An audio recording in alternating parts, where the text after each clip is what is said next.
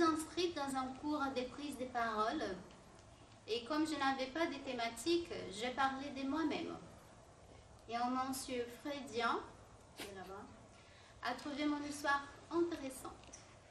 Je ne vois aucun intérêt, mais voilà, on commence avec Clarice Lispector, une écrivaine brésilienne.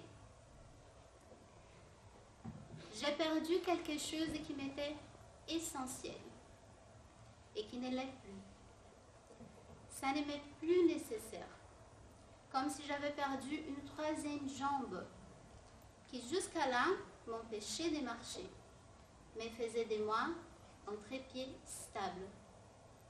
Cette troisième jambe, je l'ai perdue. Je sais que ce n'est qu'avec 2 jambes que je peux marcher. Mais l'absence inutile de cette troisième jambe me manque et m'effraie.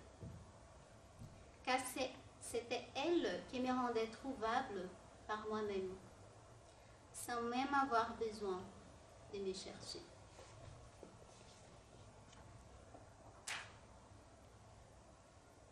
Je m'appelle Viviane, je viens du Brésil et je suis de Rio.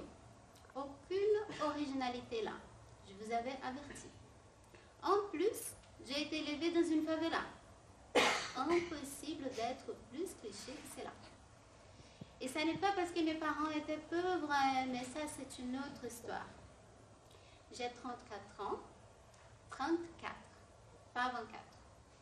Et me voilà arrivée dans le Master 1 en Management et Commerce International d'Aix-Marseille Université. Et pourquoi je suis aujourd'hui dans le Master, c'est une question que j'essaie encore de comprendre. Ma vie était toute belle. J'avais un très bon emploi, j'avais une relation de presque 9 ans avec une bonne personne, un homme qui m'aimait. Cependant, je n'étais pas satisfaite. Pour illustrer ce que je veux dire, un jour, durant un match de volley auquel j'ai participé, une fille de mon équipe qui joue très très bien était au service et pendant plus de 5 minutes, notre équipe est restée là sans rien faire. C'était le service de Florine. Point. Service. Point. Florine. Point. Tout était déjà donné, tracé. Notre équipe attendait une victoire certaine. À ce moment-là, j'ai alors compris que ma vie était très confortable, mais d'un ennui écrasant. Bon, depuis mon adolescence, j'ai accepté que les choses ne marchent pas comme je voulais. C'est avec cette résignation que j'ai décidé de faire ma licence en bibliothéconomie, c'est-à-dire la gestion de l'information et des bibliothèques. Et j'ai choisi l'université la plus éloignée de chez moi parce que je voulais voir d'autres choses, être indépendante. Pour moi, dans ma tête, habiter dans une chambre à 4 lits superposés avec 8 filles étranges était comme découvrir l'Amérique. Bref, j'ai réussi mes études, j'ai obtenu un bon poste dans la fonction publique, un travail tranquille, j'ai gagné bien ma vie. À partir de ce moment, je pouvais finalement profiter de ma jeunesse, participer au carnaval. Apparemment, tout allait bien, mais rien ne me plaisait. Je n'ai pas aimé mes études, je n'aimais pas ce que je faisais. Et à 26 ans, je n'étais toujours pas au service.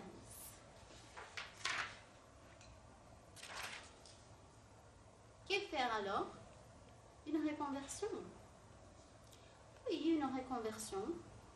Avant, j'ai tâtonné, prenant des décisions selon ce qui m'était présenté, sans comprendre ce que je faisais, sans avoir le choix. Je n'ai pas bénéficié de beaucoup d'orientation. J'ai grandi en entendant « les chiens sont mieux que les gens ». J'adore ça.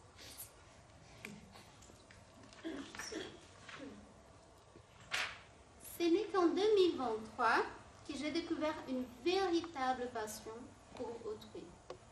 Après quelques voyages, une pandémie, avec la vie. La reconversion. Et c'est à partir de là que ça démarre. Je suis hyper polyvalente. Et là, j'étais à deux, encore une fois, devant le paradoxe du choix. Vous connaissez? Avoir plus d'options ne nous rend pas plus heureux. Chaque choix, un renoncement. Je l'ai toujours dit sur le menu des restaurants. J'ai essayé plusieurs choses, même juste avoir un hobby et ceux de mes traumatismes d'enfance.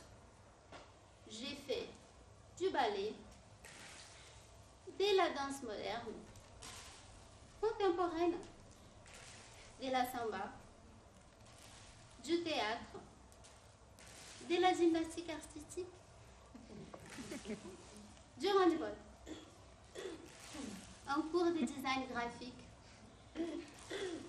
des conseils en images, de l'architecture durable. J'ai fait du bénévolat. Je suis rentrée dans un master, je l'ai abandonné. Tout était insuffisant. J'ai même essayé de laisser tomber cette envie d'échanger. Je voyais mes amis en burn-out. Un jour, j'ai entendu, pour ceux qui ont eu une vie instable, le calme, c'est l'ennui. Et comme ça, j'ai transmuté mes désirs par de la gratitude et de la lumière, c'est-à-dire par la positivité toxique. Et quand je me suis aperçue, 8 ans s'étaient écoulés et moi, j'étais toujours sur la même chaise dans mon bureau, prenant le même métro.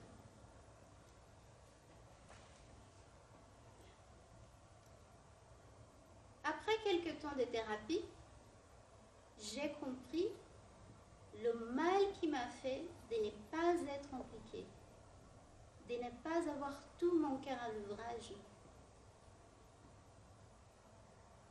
C'est un vrai besoin de ma nature. J'ai toujours été une bonne élève et en plus, j'adore le sport.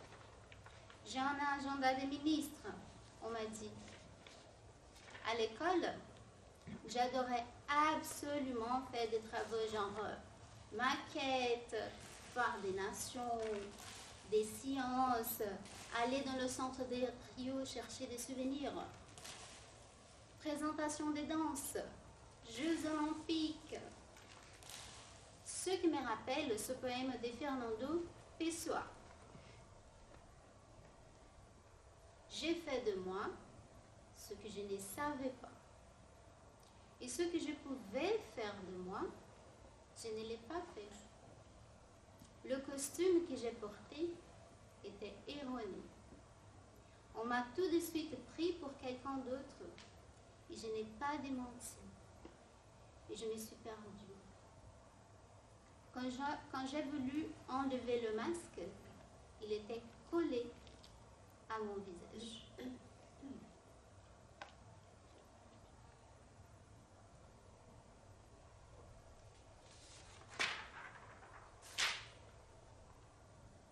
C'est alors que j'ai pris la décision de venir en France. J'ai ressenti une urgence extrême des changements, plus forte que moi, plus forte que le confort et que la peur. Et j'ai choisi le commerce international parce que j'adore l'international. Les affaires étrangères, les langues, les gens, la sensation d'invisibilité d'être étranger, l'idée de déménager de temps en temps, d'avoir plusieurs vies dans une seule. Construire des références dans la vie, il faut avoir des références. J'espère que le master puisse m'ouvrir des portes que je ne voyais pas. Les organismes multilatéraux m'intéressent beaucoup. Les Nations Unies, les travaux humanitaires. Voilà, ma vie, mon œuvre. Merci beaucoup pour votre écoute. Ça a été une super pratique. Je vous invite moi